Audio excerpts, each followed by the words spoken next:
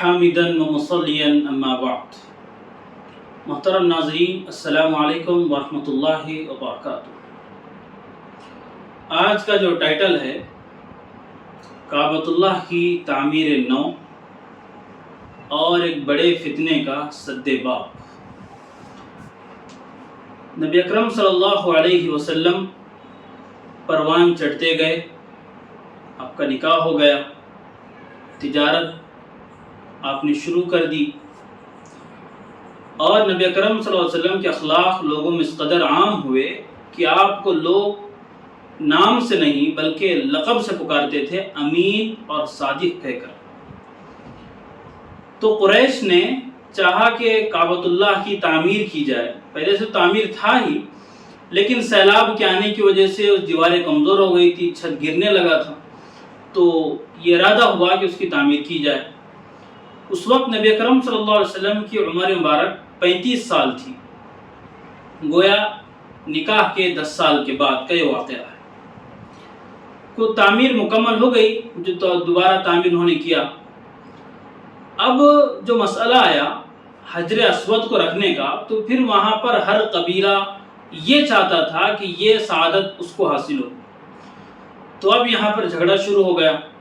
تقریباً 4 دنوں تک یہ جھگڑا چلا، اور بعض لوگوں نے تو یہ کیا کہ خون کے ٹب کے اندر اپنے ہاتھوں کو ڈبو کر قسم کھائی کہ ہم اپنی جان دینے کے لیے تیار ہیں۔ تو عرب میں ایک رواج تھا کہ جب کوئی جان دینے پر آمادہ ہوتا تھا، کہ جب جنگ کے لیے آمادہ ہوتا تھا، تو وہ خون کے بھرے پیالے میں، ٹب میں اپنے ہاتھوں کو ڈبو دیتے تھے۔ بعض لوگوں نے یہ بھی کیا۔ 4 دنوں تک جھگڑا چلا، تو مکہ میں ایک بہت عمردراز شخص تھا، ابو امیہ بن مغیرہ۔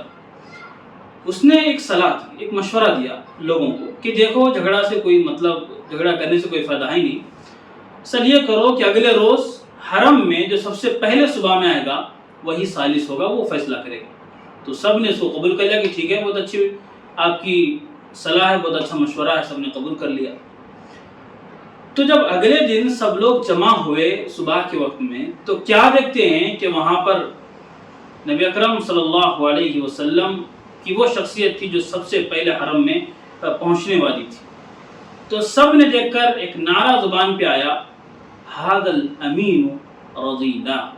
ہم نے کہا تھا کہ نام سے آپ کو نہیں مخاطب کرتے تھے بلکہ لقب سے آپ کو پکارتے تھے، فرمایا یہ امین ہے، ہم اس کے فیصلے سے راضی ہیں۔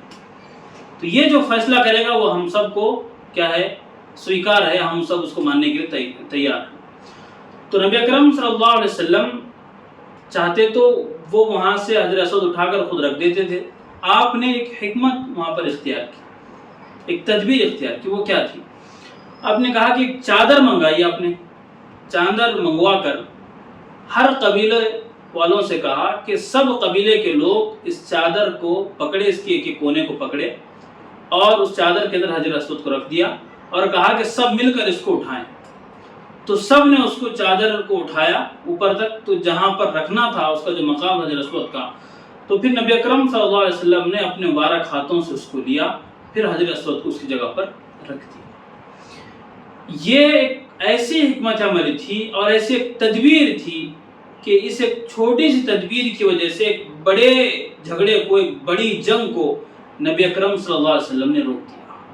دیکھیے سیرت کا ایک پیغام اس سے کیا معلوم ہو رہا ہے۔ ہم نے پہلے بھی آپ سے کہا تھا کہ یہ سیرت جو ہم بیان کر رہے ہیں، صرف یہ نہیں کہ سیرت بیان ہوگی، یہ چیز بھی، یہ چیز فلاں ہوئی، اس کے بعد چیپٹر کلوز، ایسا نہیں، بلکہ ہم سیرت کو بیان کریں گے، اس کے بعد اس سے ہم کو کیا پیغام مل رہا ہے، وہ کیا میسج مل رہا ہے، وہ بھی اس پر بھی ہماری روشنی رہے گی۔ تو اس واقعے سے ہم کو یہ سبق ملتا ہے کہ جہاں موقع ہے حکمت کو اختیار کرنے کا، تدبیر کو اپنانے کا، تو آدمی وہاں پر ضرور حکمت اپنائے، ضرور وہاں پر تدبیر کے ساتھ آدمی کام کرے۔ ہوتا یہ ہے کہ بعض مرتبہ چھوٹی سی تدبیر وہ کام کر جاتی ہے جو بڑے سے بڑے بیانات اور بڑے سے بڑے دوسرے کام نہیں کر پاتے ہیں، ایک چھوٹی سی تدبیر وہ کام کر جاتی ہے۔ تو سیرت نبوی سے، اس واقعے سے ہم کو یہی سبق ملتا ہے۔ پھر اگلے کل آپ سے ملاقات ہوگی دوسرے عنوان کے ساتھ، تب تک کے لیے وآخر دعوانا الحمدللہ رب العالمین۔